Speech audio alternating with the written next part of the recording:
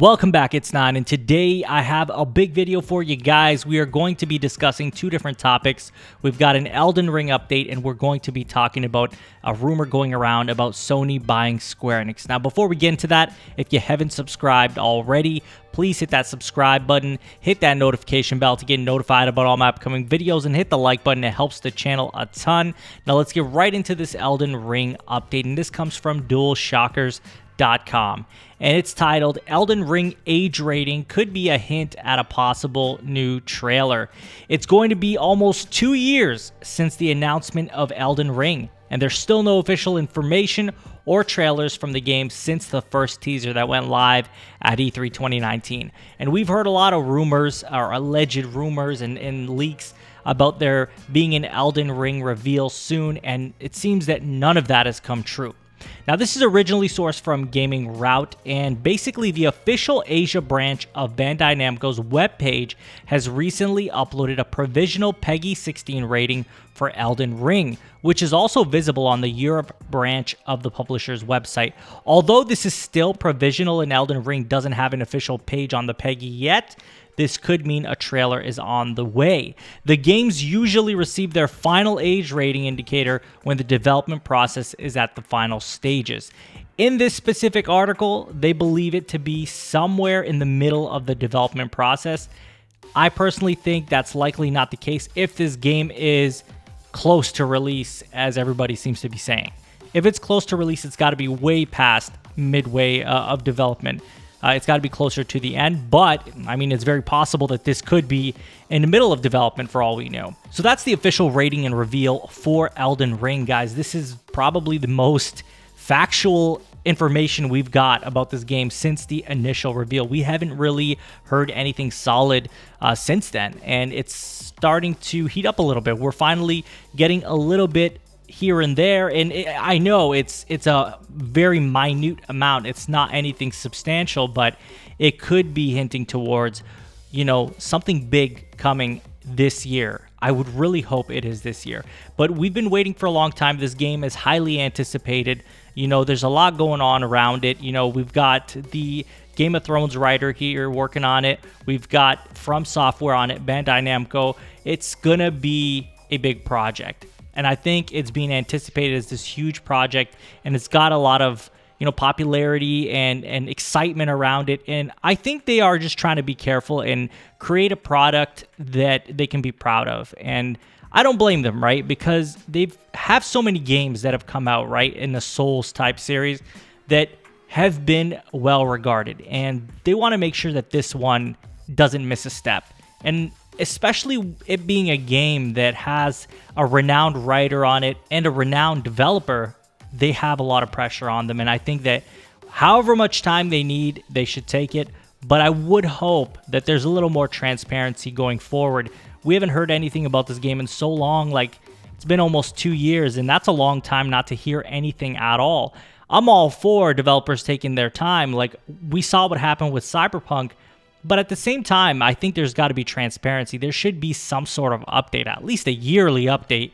You know, hey, this is what's going on. Do an interview, do something, do a quick vlog or something. I don't know, a development update for the fans. That way we don't feel so in the dark. And I understand we're maybe not entitled to that, but I know I personally would appreciate knowing what's going on with the game that I'm a fan of. And I know a lot of the fans of Elden Ring are very curious what's going on, and that way it kind of gets rid of all the rumors and fake information and misinformation on the internet when the official sources are talking about it. So that's the one thing I'd like to see going forward, is maybe a little more transparency, because I get it. They want to take their time. They want to create a project that they're proud of, that stands behind the From Software name and the Game of Thrones writer's name, but it just, there needs to be a little more transparency. And I don't mean to be repetitive in saying that, but I think that's kind of the consensus. And I've seen it on a lot of my Elden Ring update videos, that people want more transparency. They want to know what's happening with the game. You don't have to give us a trailer every year, but, you know, at least give us some sort of information. But on to our next topic, and this is all about Square Enix and how Sony might be buying them. And this is a very interesting article. I know this was going around for a while, but I didn't really grab onto it. I didn't think much of it, but I'd like to go over this just because I did see it rotating and circulating around the internet. This comes from GameBite.com, and it's titled, Rumour claims Square Enix will become part of PlayStation Studios. And this all comes from the Twitter handle at @technoir_talks. And they say, news is leaking. Seen some YouTubers reporting on this today, and yes, they are correct. The definitive edition will be PS5 and PC only title. Why? Square Enix are preparing to become a part of PlayStation Studios over the next 24 months. So to clarify, when he's talking about definitive edition, he or she, I'm not sure, is talking about Final Fantasy VII Remake. Obviously, that didn't come to light through the whole, event and everything. But the rumor here that Square Enix are preparing to become a part of PlayStation Studios over the next 24 months. Now, and I know a lot of PlayStation fans are going to get excited. With Microsoft buying Bethesda, ZeniMax, they're like, man, we don't want these guys buying up everything, especially with rumors that Microsoft is going to buy yet another big publisher. We don't know who that could be. People want to see PlayStation buy a publisher as well. Somebody big, somebody worthwhile. And I understand the hype, and I understand wanting to see them go and buy Square Enix, for example. And I understand they're a great fit. They have a great history with PlayStation. But I have a few doubts in here, and I'll explain why I have a few doubts. Number one, let me clarify. If PlayStation buys them, I think that Square Enix is very fitting. I think that Square Enix games have a great history with PlayStation, and to be honest, they sell best on PlayStation as well. So it's not like it's a huge loss if they're not on the Microsoft platform. And especially if they're allowing it to be on PC as well, then I don't know. I feel like that's still they can make their money on PC and the PS5 as well. So like I said, Xbox isn't making that many sales anyway for Square Enix games, especially the Japanese games. And so is it really that big of a loss? But to kind of get to my point of why I think that I'm doubtful of this rumor, I don't believe that this could be a possibility. Number one, Square Enix would be incredibly expensive. We're talking billions of dollars. I believe Square Enix to be more expensive or more valuable than Bethesda, in my opinion. They have some incredible IP that are worth a lot. And I understand Elder Scrolls is huge too. So this isn't a video comparing Square Enix to Bethesda. That's not what this is. But my point being that Square Enix is huge, and I believe they would be worth more than Bethesda.